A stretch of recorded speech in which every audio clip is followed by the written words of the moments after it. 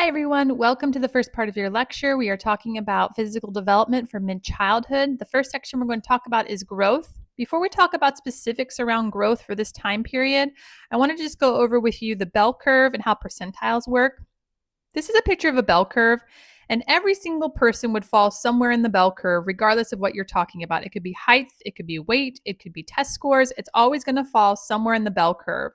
This section right here is what we consider the average range. If you fell somewhere in that range, you would be considered average, and that's within one standard deviation of 50%. As you can see, 50% is right down the middle. So we would expect half the people to fall above the 50% range and half the people to fall below the 50% range. The most people are going to fall right in the middle on that line.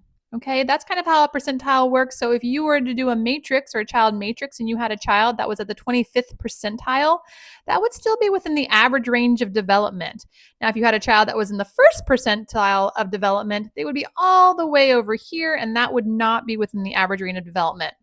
Same thing going the other way. If you had a child that was in the 75th percentile of development, still very much in that average range. But if you had a child with the 99th percentile of development, whether that be height or weight, that would be outside of the developmental range of average. Okay, let's move on. Let's talk about what growth can look like over time for this time period. This is a 7th through 11th grader. It's actually my son. He's growing up, and you can see that there is not a lot of difference in his physical appearance as far as changing of baby fat or those components, but he is putting on growth inches over time as well as weight, getting taller, those pieces. Let's talk about specifics in general. So on average, an average 6-year-old is going to be about 3.5 feet tall, about 45 pounds. They are going to gain about 2 to 3 inches every year from the ages of 6 to 11. And that is also 5 pounds a year on average. They do experience rapid growth in their lower extremities. So we think about their legs, their feet. Those pieces are growing more rapidly than their upper extremities. We know there's differences between boys and girls. Girls tend to be slightly shorter between the ages of 6 and 8, and then that kind of inverts, and girls pick up pace and they start growing a little bit faster than boys, and then boys are shorter. We also know that girls tend to carry more body fat and boys tend to carry more muscle. Looking at worldwide variations, we see some differences in height. For example, the shortest people are found in South America, Asia, Pacific Islands, and parts of Africa. The tallest are found in Australia, North America, and Northern and Central Europe and Africa. So there's different parts of Africa have different height variations. And the reasons for this are, one, heredity, it's passed down. The other one would be environment, whether or not the environment lends itself to needing to be taller or shorter.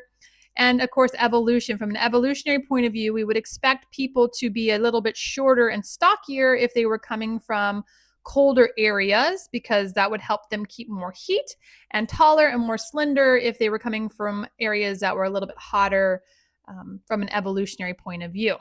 All right, let's talk about skeletal growth a little bit. We know that bones are becoming longer during this time period. We also know that ligaments are not firmly attached yet, so that's why you see a lot more flexibility at this age. Between the ages of by the age of 12, I should say, all 20 of the baby teeth are lost. It starts in the front, and that's why we have that toothless smile for a time period, especially when they're about 6, 7 years old. We also see that their teeth seem a little bit large for their face at this point in time, and that's because they're also going to experience a lot of rapid growth in their jaw and their chin structure. Now, 1/3 of children experience this malocclusion, which is basically just means that your front teeth do not line up with your bottom teeth. And this can be exacerbated by things such as sucking your thumb or other pieces. It's definitely hereditary as well, but if you suck your thumb or you have a child that sucks their thumb, they're going to be more likely to experience this condition. We do have some brain development that happens as well as this time. The weight of the brain itself increases by 10%. We see a lot of growth in gray matter, the neurons and connective fibers, especially in that prefrontal cortex. We're seeing some growth. We have white matter, more myelinated nerve endings and fibers. Because of this growth, we see an increase in attention, inhibition, working memory, and flexible thinking.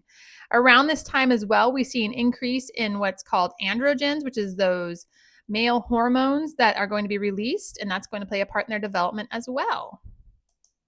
All right, we're going to take a break here. We'll come back and talk about health. I'll see you then.